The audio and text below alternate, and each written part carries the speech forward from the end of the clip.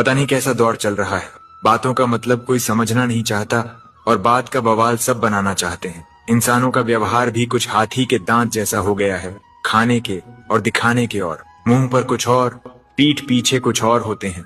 कुछ लोगों में यह काबिलियत भी होती है, अब कितनी भी अच्छी बात कहें वह उसमें भी बुराई खोज लेते हैं। मतलबी लोगों ने यह दस्तूर बना रखा है, मतलब के लिए अपनों को दूर और गैरों को पास बुला रखा है। किसी का साथ ये सोचकर मत छोड़िए कि उसके पास कुछ नहीं है आपको देने के लिए। जमाना बदल गया है साहब। लोग मासूमों को अब बेवकूफ समझते हैं। जो चालाक बनकर दूसरों के दिल और जज्बातों से खेलते हैं, यकीन मानो वह एक दिन खुद खिलौना बनकर रह जाते हैं। कान के कच्चे लोग आपकी उन गलतियों के लिए आपसे नाराज रहते हैं जो आपने कभी की ही नहीं।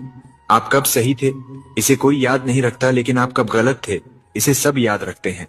रिश्ता सिर्फ वह नहीं जो गम या खुशी में साथ दे, रिश्ता तो वह है जो अपनेपन का एहसास दे।